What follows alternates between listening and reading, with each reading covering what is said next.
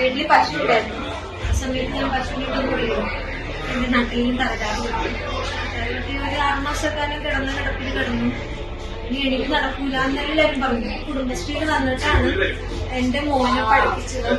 അവൻ ഇന്ന് ഒരു ജോലിയായത്. അവനെ പഠിപ്പിച്ചത് എഞ്ചിനീയറായിട്ട് അവൻ ഓൺലൈനിൽ ജോലി എടുക്കുന്നുണ്ട്. ഞാൻ ഇന്ന് കടമയുള്ളത് കുടുംബശ്രീ ഉണ്ടായതുകൊണ്ടാണ് എന്താ വയ്യായി പറഞ്ഞിരുന്നു? എനിക്ക് വീട്ടില് പശു ഉണ്ടായിരുന്നു. ആ സമയത്ത് ഞാൻ പശുവിനോട് പോയിരുന്നു. എന്റെ നട്ടിലും തലകാട് കിട്ടി. ഒരു 6 മാസക്കാലം കിടപ്പിൽ കിടന്നു. ഇനി എനിക്ക് നടക്കൂല എന്നെല്ലാരും പറഞ്ഞു. നാട് മൊത്തം പറഞ്ഞു ഞാൻ എനിക്ക് നടക്കൂല.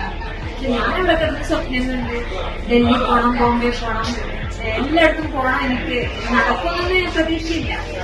ദൈവം എന്റെ കൂടെ ഉണ്ടായതുകൊണ്ട് ഞാൻ നടന്നു. ഇന്ന് നിമിഷം ഇവിടെ ഞാൻ നിൽക്കുന്നു. അതെന്റെ അഭിപ്രായത്തിന്റെ ഒരു കരുതലും നന്നായിട്ട് സപ്പോർട്ട് ചെയ്യണം. പിന്നെ ദൈവത്തിന്റെ ഒരു വലിയ എപ്പോഴും ഞങ്ങളുടെ ട്രെയിനിങ് കുടുംബശ്രീയുടെ പേരെന്തായിരുന്നു? എന്റെ കുടുംബശ്രീയുടെ പേര് സർക്കാർ. രണ്ട് കുടുംബശ്രീയാണോ? ഞങ്ങൾ 2 കുടുംബശ്രീ. ഞങ്ങളെ കുറച്ച് എന്താ പറയുക എക്സ്പീരിയൻസുള്ള ആൾക്കാരെ തെരഞ്ഞെടുക്കും. കാസർഗോഡ് ഞാൻ എന്റെ മടിക്കൈ പഞ്ചായത്ത് ഞാനൊരു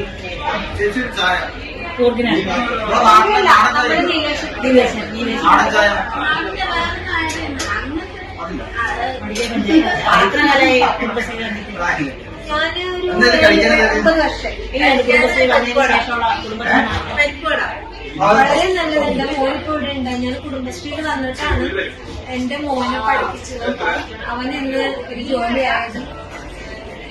ഹസ്ബൻഡിന്റെ സപ്പോർട്ടും ഉണ്ട്. ഹസ്ബൻഡും തന്നിട്ടുണ്ട്. എന്റെ ഒരു ഉത്സാഹം എന്റെ മോനെ പഠിപ്പിച്ചത്. എനിക്ക് പഠിക്കാൻ പറ്റാതെ എന്റെ മോനിന്റെ കൂടെ എനിക്ക് കാണണമെന്ന് വിചാരിച്ചാൽ അവനെ പഠിപ്പിച്ചത് എഞ്ചിനീയറായിട്ട് അവന് അങ്ങനെ കുടുംബശ്രീ കൂടി കിട്ടിയതാണ്. കുടുംബശ്രീയുടെ ആ ഒരു ഇതാണ് ഞാൻ ഇന്ന് കുടുംബശ്രീ കടമയുള്ളത്. കുടുംബശ്രീ ഉണ്ടായതുകൊണ്ടാണ് ഞാൻ